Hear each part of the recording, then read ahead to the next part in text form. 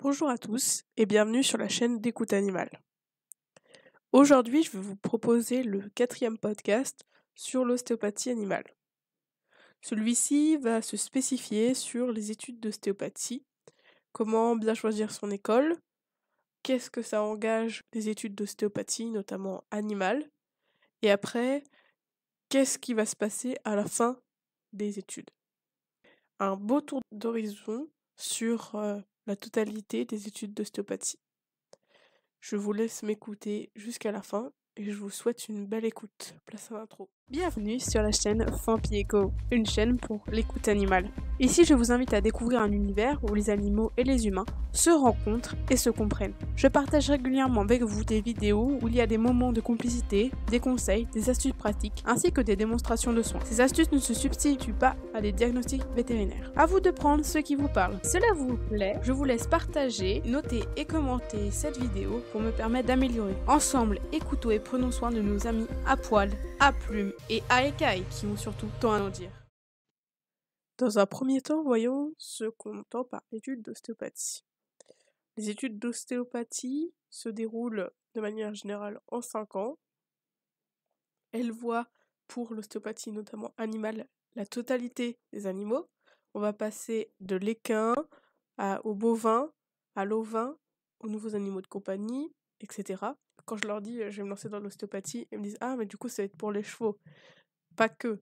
On peut après se spécifier sur un domaine et refaire des études par exemple spécifiquement pour l'équin, pour les chevaux. Mais au départ, on apprend la totalité parce que c'est ce qui est demandé pour l'examen final. Et on ne peut pas, tant qu'on n'a pas l'examen final, pratiquer sur le sol français. Et ça, j'y reviendrai. L'ostéopathie est, on va reprendre la définition, une méthode de raisonnement déterminant les causes des problèmes de santé que présente un animal, et l'ostéopathie va venir travailler sur le problème ou sur la cause. Donc pendant toutes les années d'ostéopathie, l'objectif, ça va être ça, aller chercher les problèmes et les causes pour pouvoir aller soulager et accompagner l'animal dans une démarche de meilleure mobilité. Donc dans un deuxième temps, voyons comment choisir son école d'ostéopathie. Alors sachez, une petite sonnette d'alarme, que le secteur de l'ostéopathie est saturé sur le sol français. Il y a de nombreuses écoles qui se montent un peu partout en France. Moi, ce que je vais vous inviter à faire, c'est aller chercher une école d'ostéopathie qui est ancienne, que ça fait quelque temps qu'elle est déjà installée. On va pouvoir citer des grandes écoles comme les AOA, Biopraxia, l'IFOA, etc., qui sont des écoles qui sont un peu les premières sur le territoire français à proposer ces études d'ostéopathie animale. Là, je parle pour les études d'ostéopathie animale.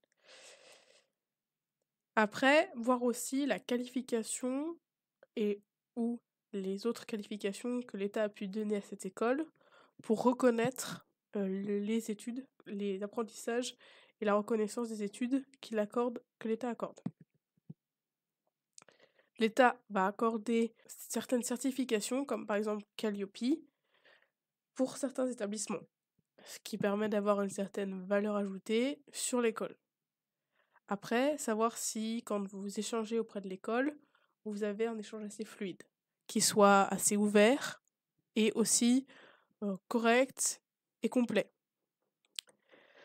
Ensuite, moi, ce que je veux vraiment vous inviter à faire, c'est de pouvoir vous rendre dans le lieu dit, soit lors d'une journée porte ouverte, soit lors d'un moment de l'entretien de candidature avec une visite personnalisée, vous rendre vraiment dans les locaux pour vous rendre compte de ce qui se passe, de ce que les étudiants pourraient en dire, aller aussi interroger des étudiants qui sont déjà présents sur l'école.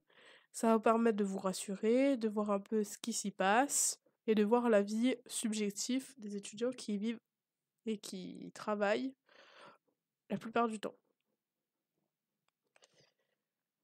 Alors, je vous invite donc à faire un tour d'horizon vraiment poussé sur les écoles et après aller cibler ce qui vous intéresse le plus par rapport aussi à vos valeurs. Dans un troisième temps, étudions comment est-ce que ça se passe à l'intérieur des études.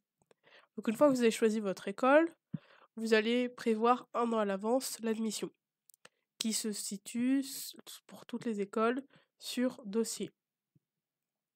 Vous allez alors remplir différentes questions, différents documents, puis vous allez pouvoir après être accepté ou non pour un entretien de candidature. L'entretien va permettre à l'oral de vraiment cibler pour eux l'état d'esprit de l'élève. Et une fois que vous avez passé l'entretien de candidature, vous êtes admis ou non pour avancer dans l'étude.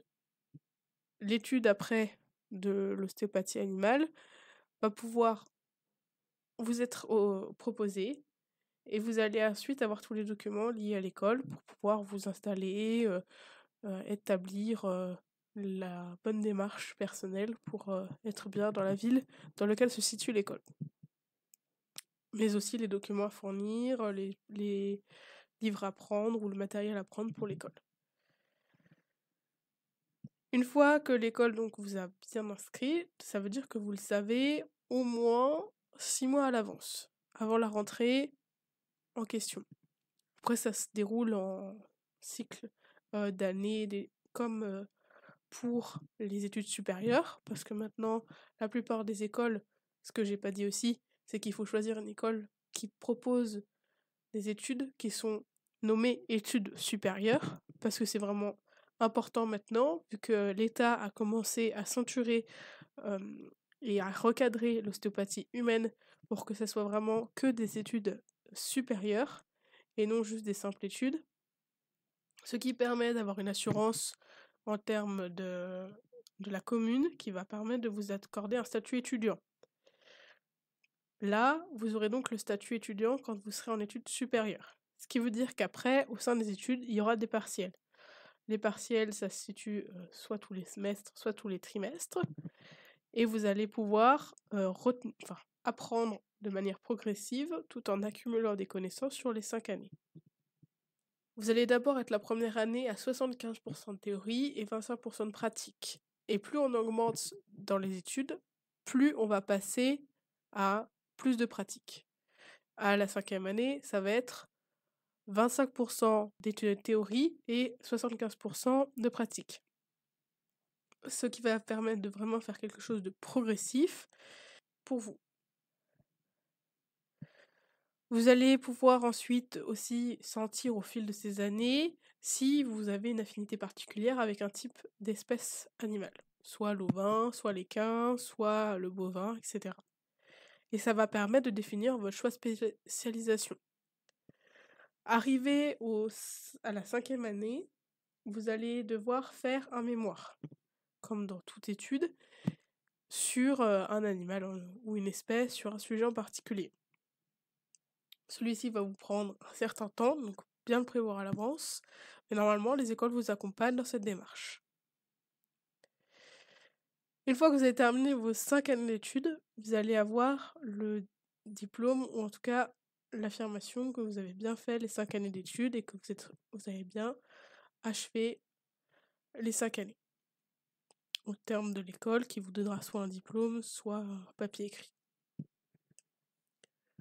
Mais bien attention, on va passer à une autre partie, celle de l'examen final après les 5 années. L'État français a décidé de réguler la pratique de l'ostéopathie par un examen national qui est géré par le CNOV, le Conseil national de l'ordre des vétérinaires. C'est un examen qui est très intense, très dur, et qui demande beaucoup de concentration, et les 5 années ne sont pas trop pour arriver à la fin à cet examen. Lors de l'examen, vous allez avoir une première partie théorique qui va se composer en un QCM de beaucoup de questions. Puis, vous allez ensuite passer cette partie d'examen à l'examen pratique. Lors de la pratique, il va se proposer soit un animal équin, soit du bovin, soit un chat, soit un chien. Vous allez avoir donc 4 types d'animaux qui seront piochés au hasard, et c'est à vous de pratiquer sur l'un de ces animaux. Là où est l'importance, c'est déjà de pouvoir pratiquer pendant ces études sur les 4 types d'animaux qui vont passer à l'examen, Et si on a du NAC, etc., des nouveaux animaux de compagnie, bon, ça sera un plus. Mais le plus important, c'est de savoir pratiquer sur les 4 types d'espèces qui seront à l'examen. Et je vous invite vraiment à être à l'aise avec ces 4 types d'espèces. Parce que le jour de l'examen, de rater parce que vous n'êtes pas à l'aise avec une vache, ça va pas être trop le plaisir. Lors de la pratique, vous avez un protocole à respecter, et quand vous avez réussi ça, seulement après que vous avez réussi la partie théorique et ensuite la partie pratique, vous pourrez pratiquer sur le sol français, ce sera acté. Si à la fin de vos 5 années d'études, vous passez l'examen du CNOV 3 ans après, pendant les 3 ans entre la fin de vos études et d'avoir terminé l'examen, vous ne pourrez pas pratiquer sur le sol français. Vous pourrez pratiquer dans d'autres pays qui acceptent et qui n'ont pas les mêmes statuts d'ostéopathie. La reconnaissance du statut d'ostéopathie n'est pas le même dans tous les pays. Mais en France, ça ne sera pas possible pour vous. Et l'examen est entièrement séparé de l'école d'ostéopathie.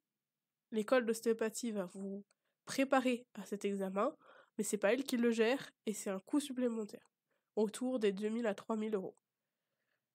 Pensez bien à ça, c'est que c'est un gros point qu'il faut avoir en tête pour la sortie des études. Une fois que ceci est dit, je vais pouvoir faire une petite conclusion. Donc en conclusion, bien choisir son école passe avant tout sur une analyse détaillée et l'ancienneté de l'établissement. Avoir connaissance de la globalité de comment fonctionnent les 5 années d'ostéopathie permet ainsi de bien comprendre si l'école va déjà rentrer dans ces critères et si vous serez à l'aise dans cette voie d'études supérieures. Les études supérieures seront ainsi validées à la fin de la 5e année pour permettre d'aboutir à l'examen final, l'examen national du CNOV, du Conseil national de l'ordre des vétérinaires, qui va vous permettre de pratiquer sur le sol français. Une fois que vous savez la totalité de tout ça, vous pourrez ainsi approfondir chacun des thèmes que j'ai abordés maintenant pour pouvoir définir ou non si c'est quelque chose qui vous tenterait de vous lancer dans l'ostéopathie. Je vous remercie, je vous souhaite une agréable fin de journée, j'espère que vous avez passé un bon moment d'écoute et je vous dis à bientôt sur la chaîne d'écoute animale. Ciao ciao!